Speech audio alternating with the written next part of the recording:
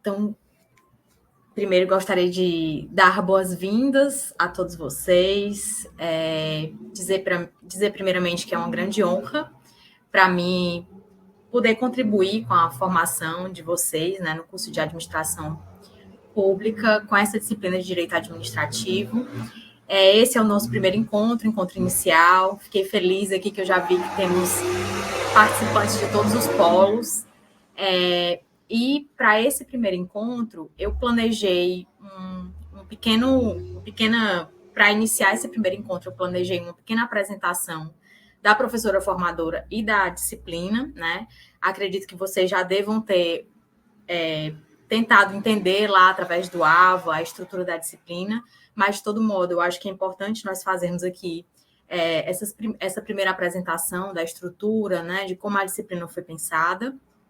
E no final, vou deixar aqui algumas orientações para a atividade do encontro inicial e também fico aqui à disposição, né, para vocês colocarem no chat alguma dúvida, para que a gente possa ir dialogando, tá certo? Então, a respeito da professora formadora, né, eu me chamo Vanessa, eu sou mestre e doutora em Direito pela Universidade Federal do Ceará, sou professora universitária desde 2019, tenho atuado, né, nos cursos de Direito, mas também em outros cursos mais interdisciplinares, principalmente no âmbito da especialização. E no curso de Direito eu já tive a oportunidade de ministrar a disciplina de Direito Administrativo e também Direito Constitucional. Então, acaba sendo uma disciplina que eu gosto bastante. E do ponto de vista pessoal, eu sou russana, né? Então, eu estou bem feliz aqui de contar com os meus conterrâneos na disciplina, não só com os meus conterrâneos, mas também com todos os que estão integrando aí o campus de Caucaia, Maracanaú, Maranguape, Jaguaribe, né, em Russas. Então, para mim está sendo uma grande alegria poder participar e contribuir com a formação de vocês. Do ponto de vista do percurso da disciplina, né, do calendário, como eu disse lá no ambiente virtual, já tem um calendário disponível, né? Então, peço que vocês observem essa dinâmica de calendário, tá? Acho que só o microfone. Querem falar alguma coisa? Acho que não, né? Bom, do ponto de vista do calendário, nós temos hoje o nosso encontro inicial. Não, acho. Eu acho que eu vou silenciar. Professor Laércio, eu posso silenciar o microfone? Professora, a senhora consegue sim. A senhora pode clicar no nome da pessoa e tem como silenciar. Pronto, eu acho que é melhor, né? É o Polo de Russas. Peraí, deixa eu ver aqui. Polo Russas, pronto. Pronto, acho que deu certo. Pode ser que ele esteja com algum problema, né, no microfone. Acontece às vezes, sim. Pronto, maravilha. Qualquer coisa a gente desilencia aí a coisa. Mas hoje é o nosso encontro inicial, então dia 29/10 nós teremos o grupo de estudo. No período contando de hoje, né, dia 24, até o dia 3/11, é o prazo para entregar a primeira atividade. Dia 11 de novembro, nós teremos um segundo grupo de estudo, certo? No período de 4 de novembro a 17 de novembro, nós teremos o prazo para entrega da segunda atividade. Durante todo esse período, vocês terão os fóruns de atividade, tanto da atividade 1 quanto da atividade 2, que também já estão lá programados no AVA, né? Assim como um fórum de avisos. Eu acho que eu vou silenciar todo mundo, né, para facilitar, tá certo? Acho que é isso. Quem precisar falar eventualmente, a gente organiza no final, né? Nesse mesmo período, de 24 de outubro até 19/11, nós teremos o fórum de avisos ativado, né? Dia 21/11 será o nosso encontro final, 22/11 a nossa avaliação, 25/11 a segunda chamada e 4/12 a avaliação final para os que precisarem, certo? Esse é o nosso calendário, como eu disse, ele já vai estar disponível lá, já está disponível no ambiente virtual, mas de todo modo, acho que é interessante fazer essa primeira apresentação para que vocês possam se organizar e estruturar a realização da nossa disciplina, certo? Em relação ao percurso, ao conteúdo, né, do ponto de vista acadêmico, essa disciplina ela conta com 6 unidades, certo? Que eu tentei organizar mais ou menos aí em cada um dos encontros. Então, na primeira unidade, nós vamos falar um pouco sobre o surgimento do direito administrativo e da sua evolução. Na unidade 2, nós vamos falar um pouco sobre os agentes públicos. Na unidade 3, sobre atos e fatos jurídicos. Na unidade 4, sobre o serviço público e a função pública. Na unidade 5, sobre licitação e contrato administrativo. E na última unidade, sobre transparência e controle da administração pública. Então, os nossos encontros vão ser organizados, né, para que a gente possa discutir e debater esses temas, né, que estão estruturados dentro da nossa disciplina, certo? Do ponto de vista de material didático, né, vocês vão ter disponíveis o livro base, que é Direito Administrativo, né, do autor Luiz Carlos Cancellier de Olivo, e eu preparei um material didático complementar, que também já está disponível na biblioteca do AVA, certo? Eu tentei organizá-lo por unidades. Então, hoje nós vamos tratar da unidade 1 e 2, nos próximos grupos de estudos, respectivamente, da unidade 3 e 4, e 5 e 6, né? Então, o material ficou mais ou menos organizado desse modo. Vocês vão perceber que é um material extenso, né? Eu reconheço. Mas o direito, né? E especialmente o direito administrativo, acaba sendo muito dinâmico. Então, nós temos muitas mudanças legislativas, muitas mudanças jurisprudenciais. Então, tem coisa que eu coloquei nesse slide que hoje eu já vou falar para vocês uma atualização que o Supremo debateu sobre o tema, né? Então, é muito dinâmico. Então, eu acabei tomando como base o que estava estabelecido no livro base, para criar esse material e buscando ali trazer, né, questões que estavam sendo discutidas na jurisprudência, mudanças legislativas. Então, vai acabar sendo um material de consulta mesmo para vocês, tá certo? Então, tá tudo já lá disponível no ambiente virtual. Peço que vocês, né, façam o download, utilizem esse material, porque vai ser muito importante para o desenvolvimento da nossa disciplina, tá certo? Então, foi isso, assim, de forma bem breve mesmo, para apresentar essa estrutura que eu pensei para a nossa disciplina, certo? Tendo como base, né, essa estrutura do livro base, né? Então, a gente vai agora começar a dialogar um pouco sobre alguns dos conteúdos que estão aí nessa primeira e nessa segunda unidade, certo? Então, na primeira unidade, nós vamos falar um pouco sobre essa gênese e sobre essa evolução do direito administrativo. E nós vamos perceber que o direito administrativo brasileiro, e aí eu até refaço a minha frase, né? O direito administrativo como um todo acaba sendo muito recente a sua consolidação. E dentro do ponto de vista do direito administrativo brasileiro, há uma grande influência das teorias francesas, embora, né, pensando na contemporaneidade, a forma como a França organiza a sua justiça administrativa é totalmente diferente do modo como nós organizamos aqui. Até porque o sistema francês é dividido em uma jurisdição civil e uma jurisdição administrativa. E nós, no Brasil, temos uma jurisdição única, quer dizer, todos os conflitos, sejam eles privados ou públicos, são submetidos ao judiciário organizado dentro daquela estrutura que a gente conhece de poder judiciário, né? Ou seja, dentro da esfera dos estados e municípios, a justiça estadual, e aí a justiça federal, até chegar lá no Supremo Tribunal Federal, né? Então, sejam questões administrativas, sejam questões cíveis, né? Ou seja, privadas, elas vão ser debatidas nesse mesmo âmbito de justiça, né? Não há essa diferença. De todo modo, as influências francesas, italianas, né, são muito perceptíveis.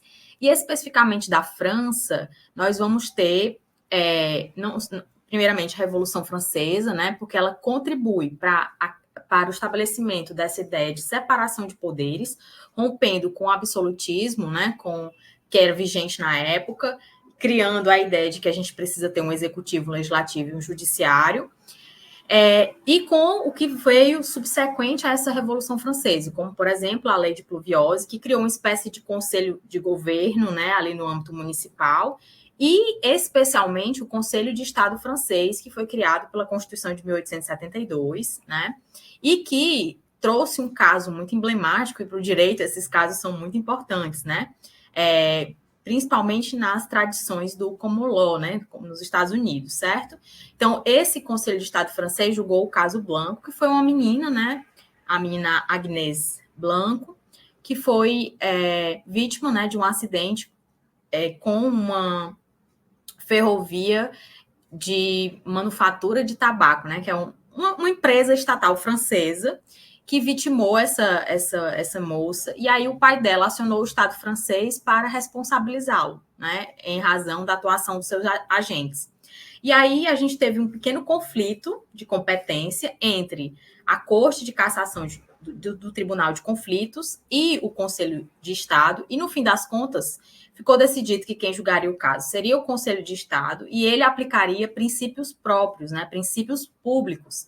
Daí a importância desse caso para o desenvolvimento do direito administrativo, porque aqui você cria não só a responsabilização do Estado, mas principalmente a ideia de que você tem princípios específicos, né, para aplicar essa responsabilização, certo?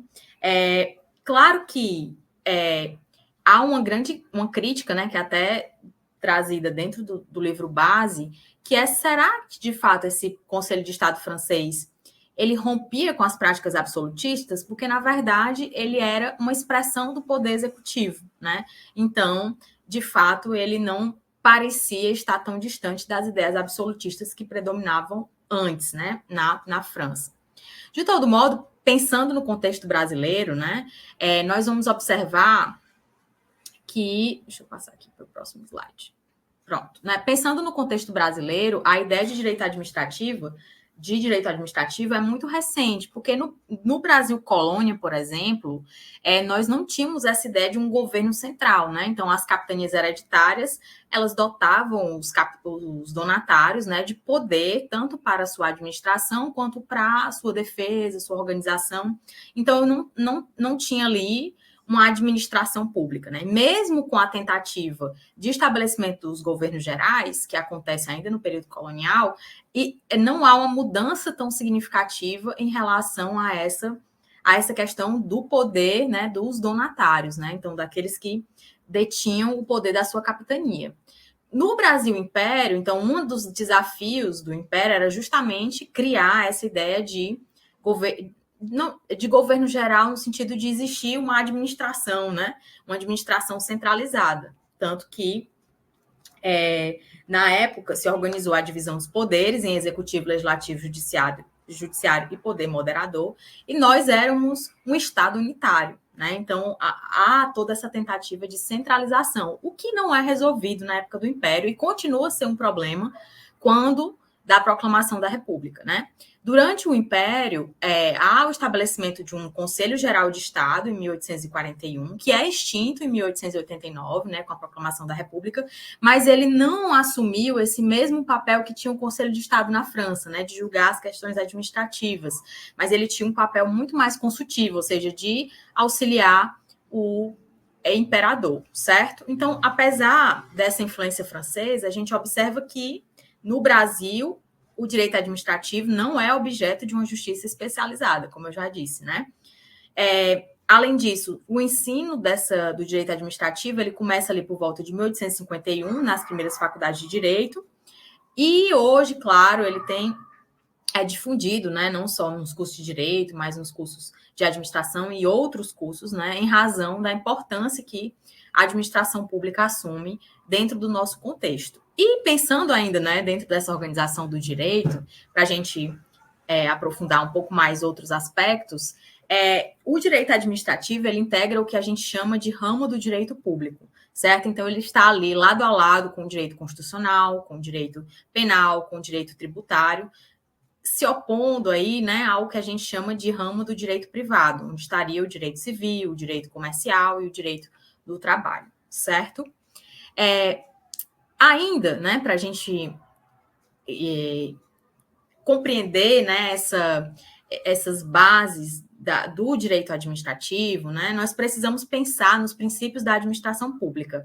Certamente, quem aqui, né, já se interessou pelo direito, ou mesmo dentro da formação de vocês, já ouviu falar dos princípios da administração pública que estão lá no artigo 37 da Constituição, que é o famoso LIMP, né? A legalidade, a impessoalidade, a moralidade, a publicidade e a eficiência. E aí é muito interessante a gente observar o que o texto constitucional ele nos fala a respeito desses princípios.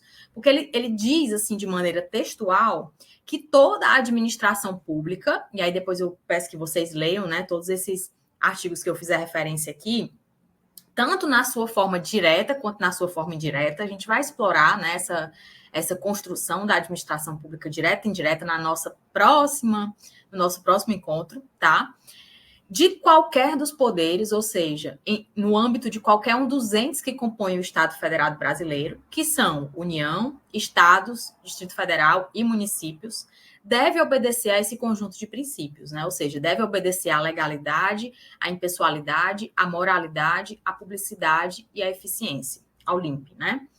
E esses princípios, eles são fundamentais para que essa atuação administrativa seja uma atuação correta, né? Principalmente porque a gente vai ver lá no nosso terceiro encontro, quando a gente vai estudando licitações e contratos, que a administração ela tem um grande poder em face do particular. Então, esses princípios, eles são protetores, né? Não só nas nossas relações com a administração pública, mas, acima de tudo, no cuidado com o que é público, né? Então, esses princípios, eles vão nos dizer isso.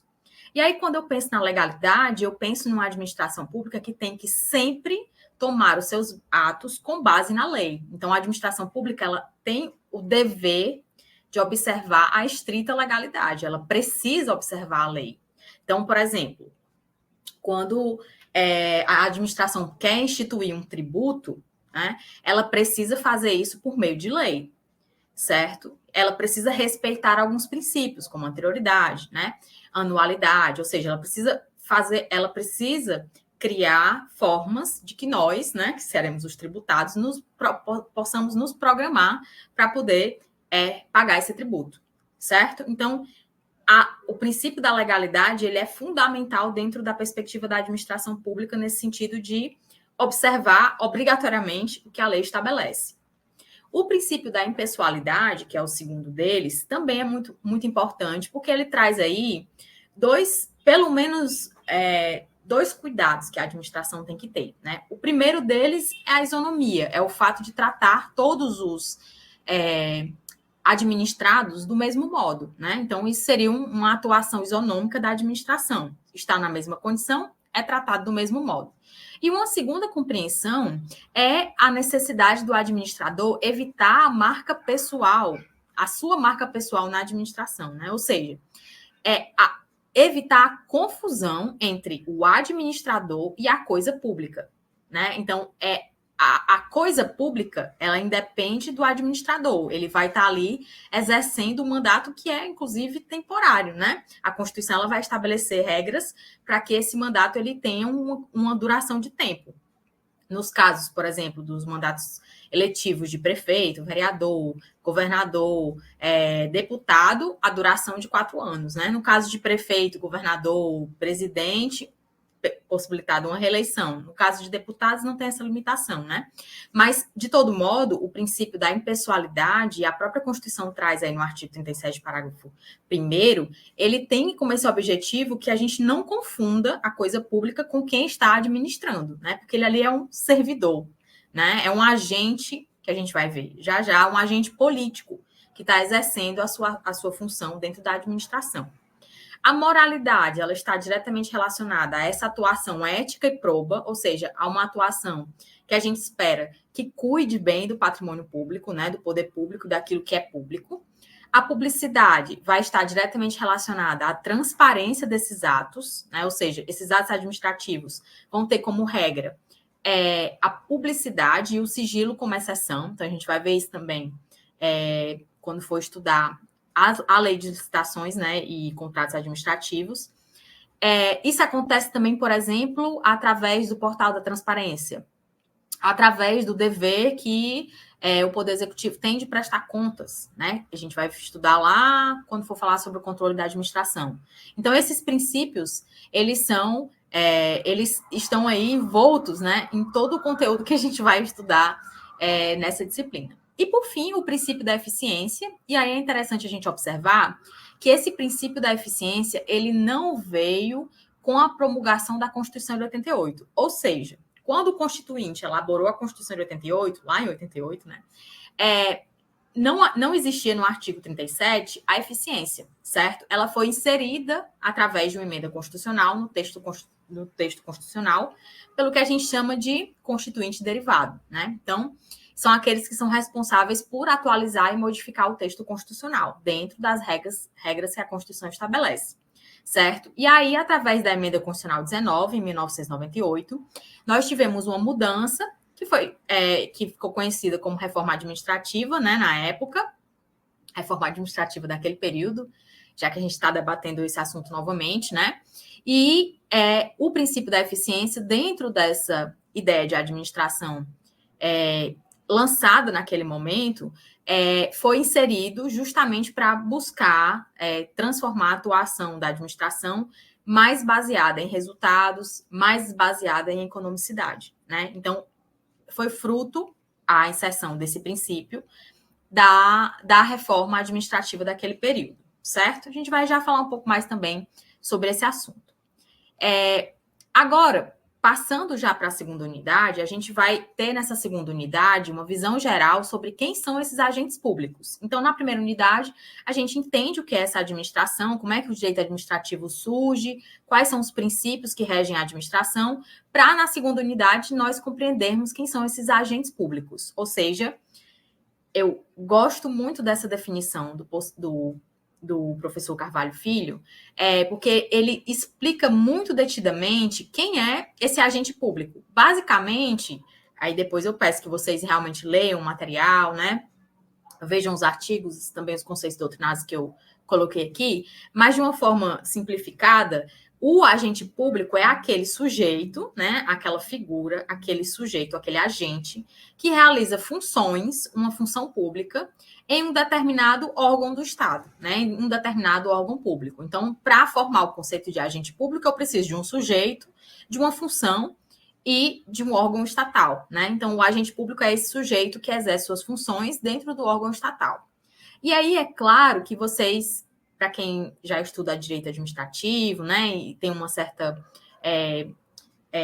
proximidade com o conteúdo, nós vamos ter várias distintas classificações a respeito de quem são esses agentes públicos, né? Mas eu resolvi adotar a que está no nosso livro base, que é do professor Olivo, né? Dialogando aí com da professora Odete Medawar, né? Então, nessa classificação, nós vamos ter 3 tipos de... Aliás, desculpa, 3 não, são 4. 4 tipos de agentes públicos, certo? De agentes públicos. O primeiro deles, os agentes políticos. O segundo, os servidores públicos. O terceiro, os funcionários públicos. E o quarto, os agentes em colaboração, né? Então, dentro dessa estrutura, nós vamos ter esses 4 tipos de sujeitos, certo? Começando aqui pelos agentes políticos. Os agentes políticos são aqueles que, de uma maneira geral, eles possuem realizam as suas atividades administrativas em razão de uma eleição. Então, são aqueles que exercem um mandato, né? Ou seja, eles exercem um mandato, foram eleitos, e aí realizam as suas funções administrativas em razão de um voto popular, né? Então, de maneira geral, seriam quem, né? Seriam os chefes do Poder Executivo, aqueles que ajudam nas suas atuações, como os ministros de Estado, os secretários de Estado, os secretários municipais, além daqueles que exercem também funções constitucionais, ou seja, que estão estabelecidos lá no texto da Constituição, como, por exemplo, os membros do Ministério Público, do Tribunal de Contas, magistratura, defensoria, porque são profissões que são estabelecidas lá dentro do texto constitucional, certo? Depois deles, nós vamos ter os servidores públicos. Nesse conceito, nós vamos ter todos aqueles que, de algum modo, realizam atividade remunerada com a administração pública, certo? Então, nós teríamos 3 tipos na classificação aqui do professor Olívio. Primeiro, os servidores estatutários, que são aqueles que ocupam cargo público, que são regidos por leis específicas que a gente conhece como estatutos, certo? O segundo grupo seriam os empregados públicos, que são aqueles que ocupam emprego público e são regidos pela consolidação das leis trabalhistas, ou seja, pela CLT. E, por último, nós teríamos aqueles servidores temporários, que são aqueles que exercem função pública nos termos do que estabelece o artigo 37, inciso 9 da Constituição, que é a possibilidade de contratar por tempo determinado para atender uma necessidade temporária e de excepcional interesse público, certo?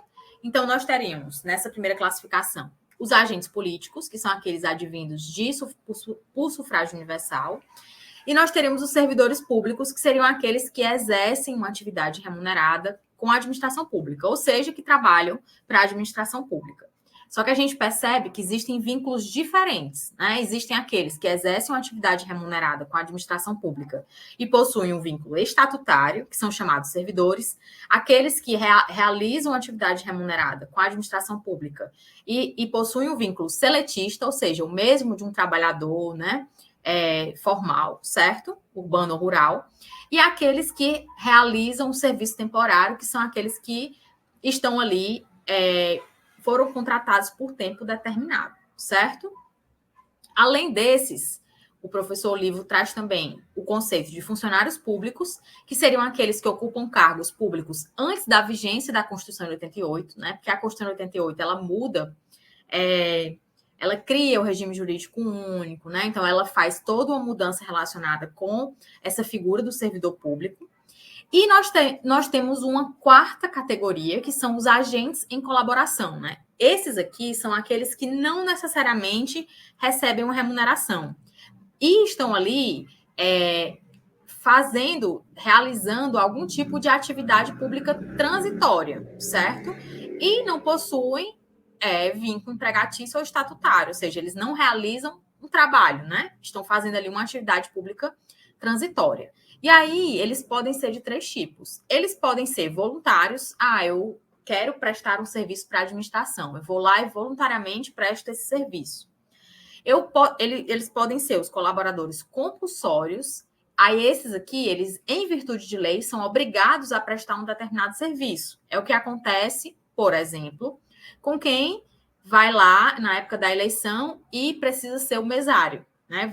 Ali há uma obrigação estabelecida através do Tribunal Eleitoral, né? Que faz com que a pessoa tenha que prestar aquele serviço. Então, ele é compulsório, né? Assim como, por exemplo, integrar o Tribunal do Júri para fazer o julgamento de um crime, né? Contra a vida, certo?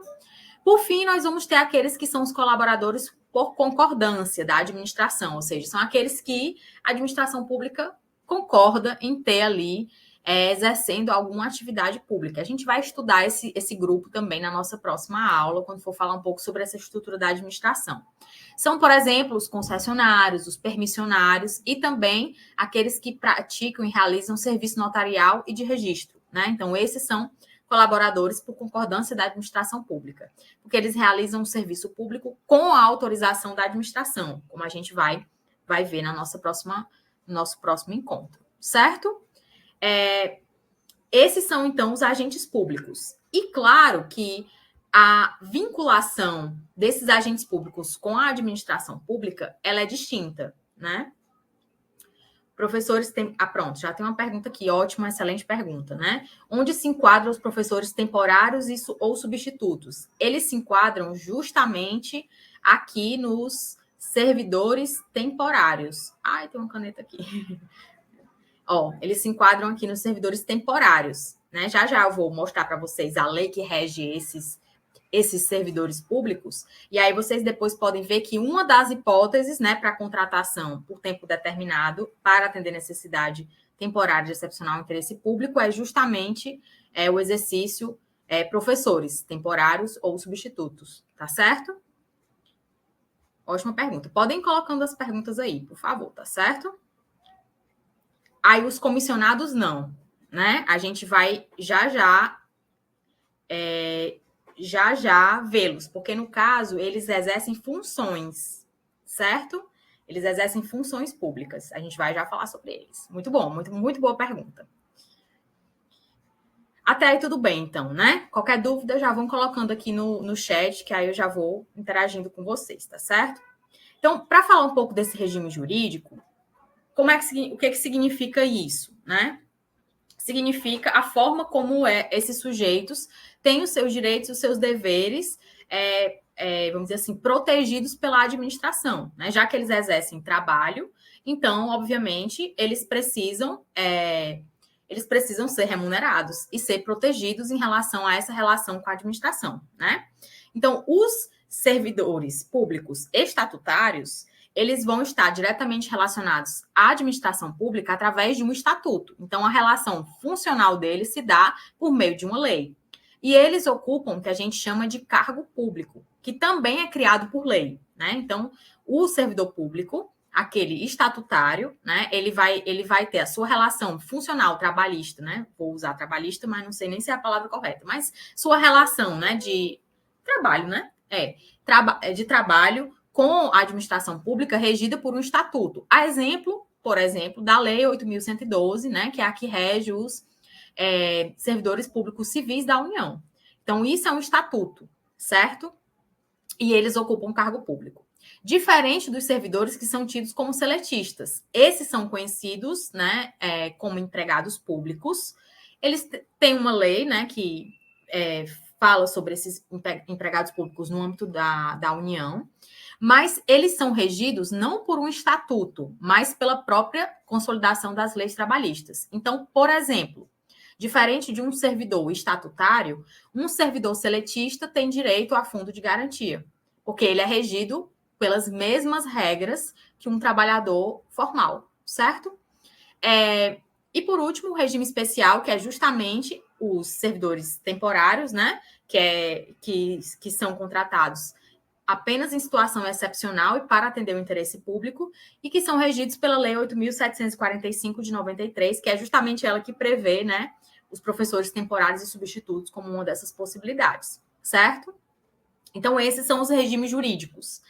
E aí a gente tem uma discussão muito recente, que eu também coloquei aqui para vocês, que é justamente sobre o regime jurídico único. E aí eu vou tentar aqui explicar de uma maneira bem simplificada, mas basicamente o que acontece? Como eu disse para vocês, a Constituição de 88, ela traz uma grande mudança no que diz respeito a essa questão do servidor público, né? Estabelecendo lá no seu texto, no artigo 39, a necessidade de que a União, os estados, o Distrito Federal e os municípios instituam regime jurídico único e plano de carreira para os seus servidores, sejam da administração direta, autárquica, que é indireta, e fundacional, que é indireta, né? Certo?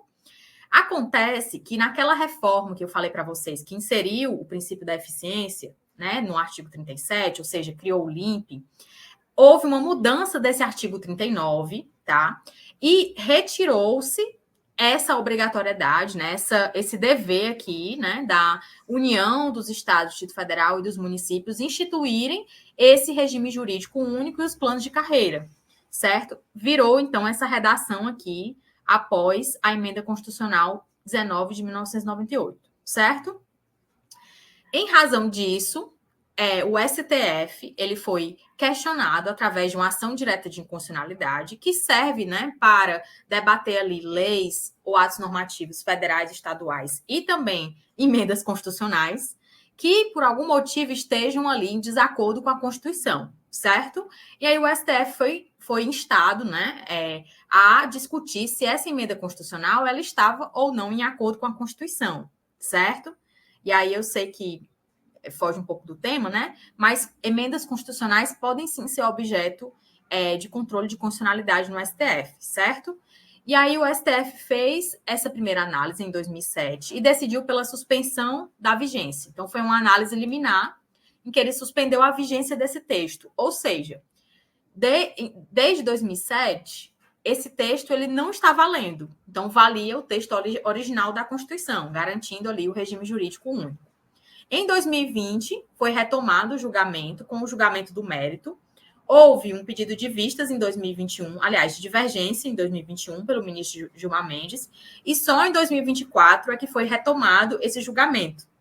Então, a ADI foi proposta em 2020, 24 anos depois foi julgado, né? E o STF entendeu que não houve erro material, né, na composição dessa emenda constitucional e, portanto, o artigo 39, com a redação dada pela emenda 19, é constitucional.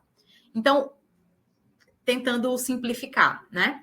Hoje, o que é que existe dentro desse ponto de vista administrativo, né? Que não há mais, de acordo com o artigo 39 da Constituição, a necessidade, a obrigatoriedade, né, desses entes, União, Estado, Distrito Federal e municípios, instituírem o regime jurídico único, certo? Então, o regime jurídico único não é mais, certo, desde essa decisão do Supremo Tribunal Federal, a forma como, vamos dizer assim, a forma como esses entes podem, né, contratar os seus servidores, a única forma, né, da administração pública direta, autárquica e fundacional, certo? Então, há aí uma abertura de flexibilidade para que esses entes possam contratar esses seus servidores, tanto através do estatuto, quanto através do regime seletista, certo? E aí eu deixo algumas perguntas, né, para vocês, para depois que vocês possam refletir. Coloquei também aí o link da notícia do STF, para saber de que modo isso impacta a vida dos servidores, né, ou o futuro do serviço público, principalmente considerando também as questões relacionadas com a reforma administrativa que está em pauta lá no Congresso Nacional, certo? Um ponto importante, a decisão, ela teve efeitos ex nunc, né? No direito, os efeitos ex nunc são efeitos dali para frente. Então, significa que a decisão do STF, ela não vai afetar servidores que já estão exercendo as suas atividades. Então, ela não vai obrigar que aquele ente mude o regime jurídico daquele determinado servidor, certo? Ela vai ser dali para frente. E aí, uma das críticas em relação a isso é justamente a possibilidade de nós termos servidores no mesmo órgão, estando submetidos a regimes jurídicos distintos. Então, alguns estatutários e outros seletistas, né? O que pode, aí, de algum modo, enfraquecer os direitos desses servidores, certo? Então, tentei aqui dar uma visão geral desse assunto, mas vou avançar um pouco para a gente chegar nessa compreensão do cargo e da função, para responder aqui a pergunta, né, da Mary Ellen, que perguntou sobre os comissionados, né? Então, dentro da administração pública, nós vamos ter os cargos públicos, certo? E nós vamos ter as funções públicas, certo? E aí é que vai entrar essa questão dos comissionados. O cargo público, como eu disse lá no comecinho, ele é titularizado por um servidor público estatutário, porque ele é criado por lei, certo? É o que diz lá o artigo 3º da Lei 8.112. Então, esse cargo público, ele é criado por lei e ele vai ter um conjunto de atribuições que vai ser acometido a um servidor público, certo? E esse cargo público, ele pode ser de dois tipos. Ele pode ser em provimento efetivo, que é aquele que vai ser ocupado a partir de um concurso público, ou ele pode ser em comissão, que vai seguir o que estabelece o artigo 37, inciso 5º da Constituição. Que esse eu vou parar para ler aqui com vocês, certo? Eu coloquei aqui no finalzinho desse slide, depois vocês leem com calma. Mas olha o que esse artigo 37, inciso 5º, ele fala para a gente. Para entendê-lo completamente, a gente precisa ver que ele trata de duas situações, certo? A primeira relacionada com as funções de confiança e a segunda relacionada com os cargos em comissão, certo? Aí vamos lá. Primeira parte. As funções de confiança exercidas exclusivamente por servidores ocupantes de cargo efetivo. Vamos guardar as funções, porque a gente, por enquanto, está tratando dos cargos em comissão. Olha o que fala sobre os cargos em comissão. Os cargos em comissão a serem preenchidos, eu acho que dá para destacar, né? Estou aprendendo aqui ainda. Os cargos em comissão a serem preenchidos por servidores de carreira, nos casos, condições e percentuais mínimos previstos em lei, destinam-se apenas às atribuições de direção, chefia e assessoramento. Então, quer dizer que o cargo e provimento de um cargo em comissão, ele é diferente de um cargo de provimento efetivo, porque, primeiro, ele é de livre nomeação e exoneração, ou seja, ele depende da discricionariedade do gestor, certo? É um primeiro ponto.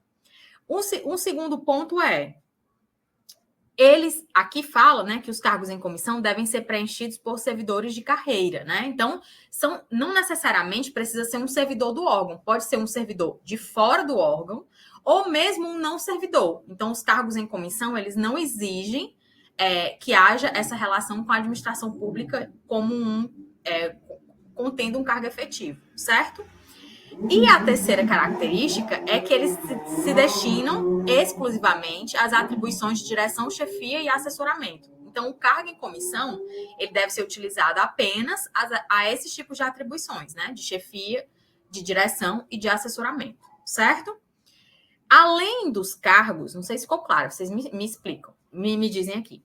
Além do cargo, né, existe a função, certo? A função pública, ela vai acontecer de dois modos. A primeira delas é o contrato temporário, que a gente já viu, né? Que é a base para a contratação de professores substitutos e temporários.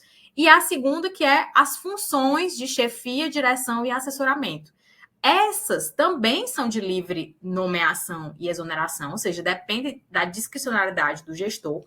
Só que, diferente do cargo em comissão, ela precisa ser atribuída a um ocupante de cargo efetivo, né? Então, de maneira geral, essa função ela é atribuída a quem já está ali com um cargo público efetivo, um cargo de provimento efetivo, certo? Então, aí é a diferença entre cargo, né, cargo efetivo, cargo em comissão, função temporária e função relativa à chefia, direção e assessoramento. Espero que tenha ficado claro. Se não ficou, me digam aí que a gente repete, tá certo? Vou apagar aqui para a gente ir para a próxima. Pronto, maravilha. E aí, eu queria deixar aqui uma discussão recente também do STF, inclusive foi retomada essa semana, por isso que eu disse para vocês, é muito dinâmico, né? O STF, ele estabeleceu uma súmula, né? Ele julgou, né, em 2018, a questão do nepotismo no serviço público. Eu acredito que vocês já devam, né, como se interessam pela administração pública, já devam ter escutado, que é a súmula vinculante número 13, que ela vai falar justamente sobre esses impedimentos, né, na nomeação de cônjuge, companheiro, parente, em linha reta, colateral por afinidade até o 3º grau, não só da autoridade nomeante, como também de servidor daquela mesma pessoa jurídica, em cargo de direção, chefia ou assessoramento, para tanto cargos de comissão ou de confiança, como para função gratificada na administração direta ou indireta, né? Então, de maneira geral, essa súmula, ela proíbe que pessoas que tenham essa relação de parentesco, né, sejam administradores ou servidores daquele órgão, possam nomear, né, um parente seu para o exercício de um cargo em comissão ou de uma função em confiança. Isso tanto na União, quanto nos estados, quanto nos municípios, certo? A questão a pergunta que eu faço coloquei aqui uma situação hipotética. Beltrano, governador do estado Alfa, nomeou Cicrano para o cargo de secretário estadual. Acontece que o Cicrano é filho do vice-governador do estado. Diante disso, o Ministério Público ajuizou uma ação contra a nomeação, alegando que ela afronta a súmula vinculante número 13. Seria o caso de aplicação dessa súmula? Então, aqui apesar de nós termos essas proibições relacionadas com a nomeação de cônjuge, né, companheiro e parente em cargos e comissões de confiança, o Supremo Tribunal Federal entende que no caso de cargos políticos, como é o caso que está aqui na questão, né, que é secretário de Estado, secretário municipal, ministro de Estado, essa proibição ela não se aplica, certo? Então, o STF tem esse entendimento. E por que eu disse que é tão dinâmico? Porque ele retomou o julgamento dessa questão agora, com base numa lei de um município de Tupi, eu acho, Tupã, uma coisa assim, lá de São Paulo, certo? E ontem, o julgamento terminou 6-1 para a não aplicação da súmula 13 em caso de cargos políticos, certo? Então, no caso de um secretário de Estado, de um secretário municipal, né, de um ministro de Estado, então não se aplicaria essa proibição da nomeação de cônjuges, né, de parente, de companheiro, não se aplicaria essa nomeação. Mas é claro que, né, é importante analisar, primeiro, a proibição do nepotismo cruzado, né? Ou seja, indicar um em relação ao outro, ou, por exemplo, uma fraude à lei, ou, por exemplo, uma falta de razoabilidade nessa indicação, né? Então, apesar de não haver a proibição clara, né? Aliás, da não aplicação dessa súmula 13 nos casos de cargos políticos, né?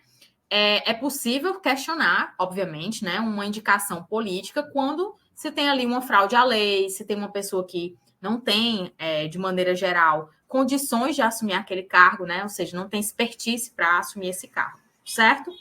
Então, esse é o debate. Então, como a gente já tem uma votação 6-1, dificilmente vai haver uma reversão na situação, e aí a súmula 13 vai continuar não sendo aplicada aos cargos políticos. Só que na próxima semana, dia 29, a gente vai ter a continuidade desse julgamento. Então, vamos ficar atentos, porque pode ser que tenha alguma reviravolta, né? Se não, continua assim, né? Os cargos políticos não estão incluídos na aplicação da súmula vinculante número 13, ou seja, da proibição do nepotismo, certo? Aí a Ângela fez uma pergunta bem interessante aqui. Então, eu, por exemplo, sendo funcionária pública concursada, não posso nomear ou indicar um parente meu, mas posso indicar um parente de outro funcionário que trabalha comigo? Na súmula, ele fala assim, ó, autoridade nomeante ou de servidor da mesma pessoa jurídica. Então, dá a entender que não poderia não poderia porque o seu amigo seria um servidor da mesma unidade jurídica, né? Então, ó, vou ler aqui de novo. A nomeação de cônjuge, companheiro ou parente em linha reta, colateral por afinidade até o 3º grau, inclusive da autoridade nomeante, né, do chefe daquela pessoa jurídica, ou de servidor da mesma pessoa jurídica investida em cargo de direção, chefia ou assessoramento. Então, desde que esse servidor se esse servidor não estiver investido em cargo de direção, chefia ou assessoramento, eu entendo que pode, né? Certo? Então, vamos lá. Explicando, né? Não pode ser um parente da autoridade nomeada ou de servidor dessa pessoa jurídica que esteja investida em cargo de direção, chefia ou assessoramento. Então, daria para indicar um parente do outro funcionário, desde que esse outro funcionário não esteja exercendo uma função de direção, chefia ou assessoramento. Não sei se ficou claro, Ângela. Me diga se ficou, tá certo? Então, tem esse porém aí, né? Bom, falando um pouco mais sobre esses servidores, né? A gente vai falar, eu vou começar a falar agora de algumas questões mais específicas relacionadas aos servidores. A primeira delas é a questão da acumulação de cargos públicos, certo? De maneira geral, essa acumulação ela é vedada, tá? Então, a acumulação de cargos públicos, de maneira geral, é vedada. Então, a regra é a vedação, ok? Todavia, a Constituição, no artigo 37, inciso 16, como fruto também dessa reforma administrativa, ela inseriu algumas exceções, certo? Que são justamente as que eu destaquei aqui. A de 2 cargos de professor. Então, um cargo de professor na rede municipal e um na rede estadual, né? A de um cargo de professor com outro cargo técnico ou científico. Então, um cargo de professor com um cargo de técnico de laboratório, né? Ou 2 cargos ou empregos privativos de profissional de saúde com profissões regulamentadas. Então, essa linha específica, ela sofreu uma mudança, porque antes a gente só tinha a previsão para cargos de médico. E agora, não, foi ampliado para todos os profissionais de saúde, desde que tenham profissões regulamentadas. Então, ele é uma enfermeira que trabalha no Hospital do Estado e no Hospital da União, né? Ou num determinado posto de saúde, mantido pelo município e no hospital estadual, né? Certo? Então, essa acumulação ela é possível. Todavia, é importante observar duas coisas, né? Primeiro, o STF entende que tem que haver compatibilidade de horários. Então, precisa respeitar essa compatibilidade de horários. E segundo, a própria Constituição diz que é necessário observar o teto remuneratório, que a gente vai já falar sobre ele, né? Então, eu posso até acumular os cargos, mas eu tenho que observar os tetos de remuneração, certo? Outra coisa importante,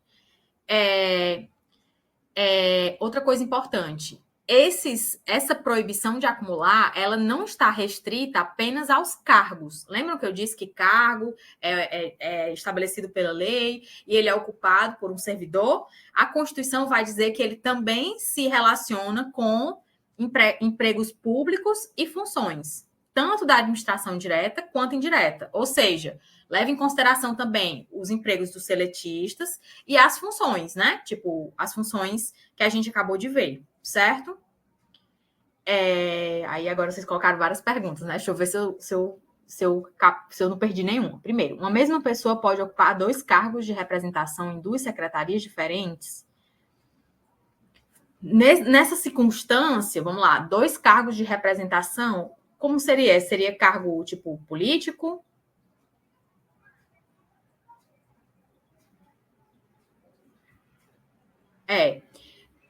Nesse caso, porque seria cargos comissionados, né? E teoricamente, a gente, segundo a Constituição, teria uma aplicação também a esse tipo de cargo. Então, teoricamente, não, mas pode ser que tenha alguma exceção que eu não conheço, né? Eu posso pesquisar, certo? E aí eu te respondo na próxima aula. Secretário de Saúde e Educação, né? Porque são 2 cargos políticos, né? Eu posso procurar se tem alguma exceção para cargos políticos. Vou anotar aqui, tá certo?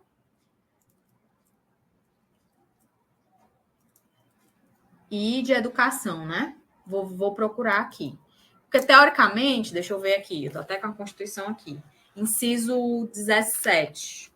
Porque, às vezes, o que está na teoria tem uma interpretação diferente, né? Pelos tribunais. Diz assim: a proibição de acumular estende-se a empregos e funções e abrange autarquias, fundações, empresas públicas, sociedade de economia mista, suas subsidiárias e sociedades controladas direta ou indiretamente pelo poder público. Então, né, funções, mas aí eu não sei se ao pé da letra não incluiria os cargos em comissão, né? Tem mais a história de 60 horas? Não. Como seria, Ana Camila? No caso dos profissionais de saúde? Aí a Ângela perguntou assim: o médico do INSS pode ser médico do trabalho, empresa privada? Sim. No caso aqui, as proibições são relacionadas a cargos públicos, certo?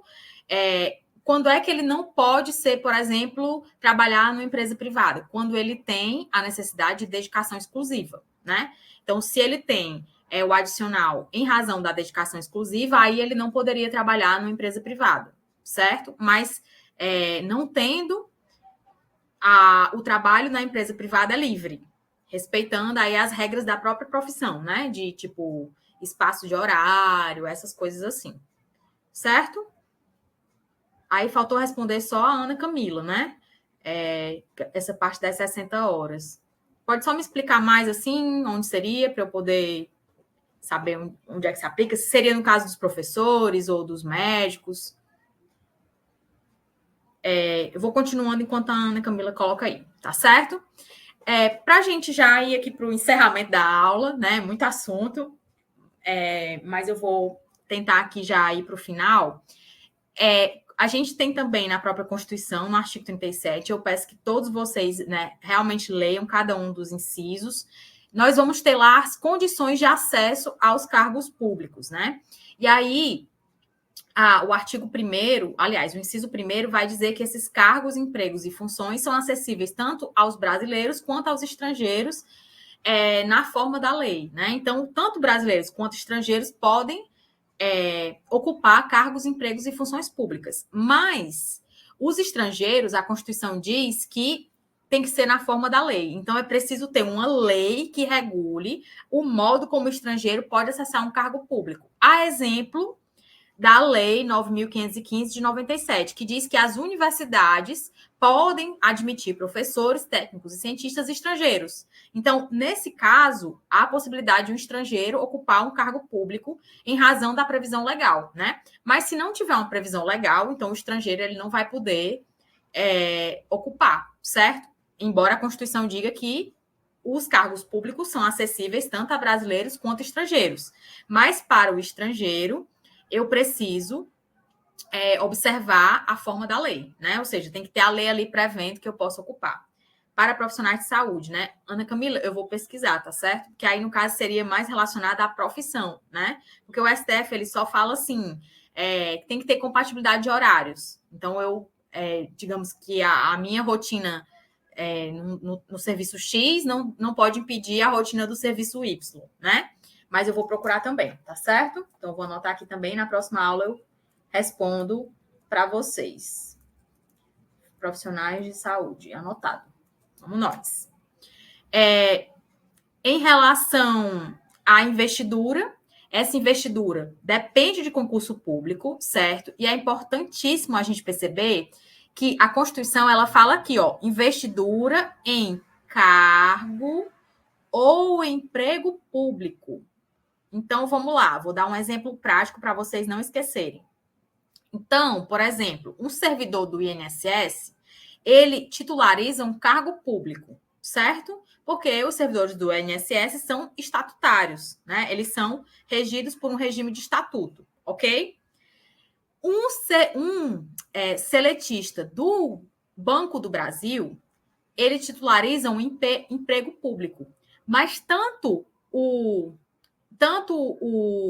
servidor do INSS quanto o seletista lá do Banco do Brasil, para poder ocupar o cargo e o emprego público, respectivamente, eles precisam passar por um concurso público, certo? Porque essa relação de trabalho, né, que eu já disse que não sei se é o melhor nome, mas com a administração pública, ela se dá através do concurso público.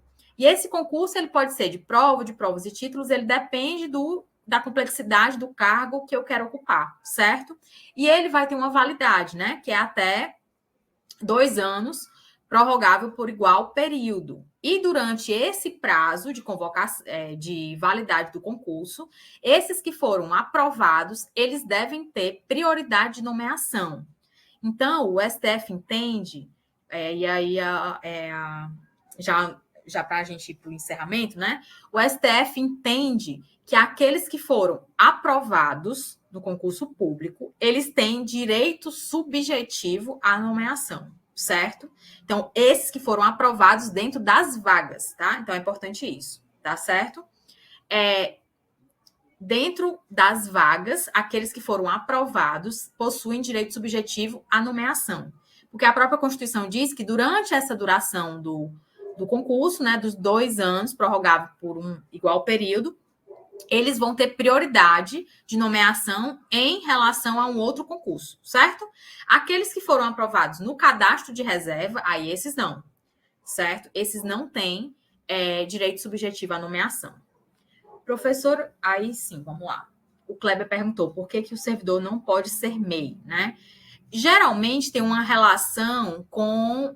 Eu confesso que eu não conheço a legislação específica, né? Nunca me veio procurar.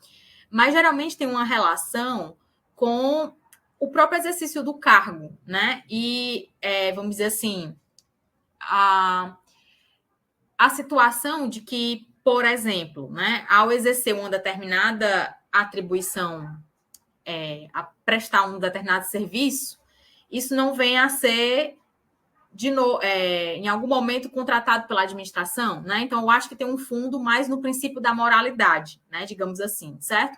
Mas também posso procurar a legislação específica relacionada a isso, tá bom? Para poder passar para vocês também na próxima aula. Tá certo, Kleber?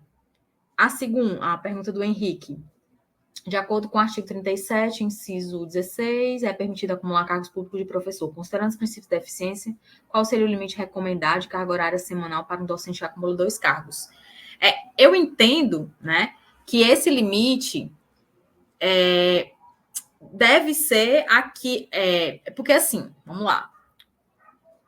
se eu estiver errado, vocês me corrigem, que eu não entendo muito sobre nível fundamental e médio. Mas eu acredito que cada contrato equivale a 20 horas, né? Assim, acho que é isso. Então, pensando dentro da jornada de trabalho que a Constituição estabelece, que é de 44 horas, a gente pode entender. Eu já vou encerrar. A gente pode entender que seria 2 cargos, digamos assim, né? Para poder fechar as 40 horas. Então, na próxima aula a gente conversa um pouco mais, tá certo, Henrique? Peço que vocês continuem a ler todo o material disponibilizado. Agradeço a participação, as perguntas que foram lançadas. Eu vou encerrar a gravação, vou disponibilizar lá no ambiente virtual. E aí as perguntas que ficaram aqui a gente trata na próxima aula, tá certo? Muito obrigada e a gente se fala. Um abraço. Vou encerrar aqui a gravação. Obrigado, professora. Tá? Aí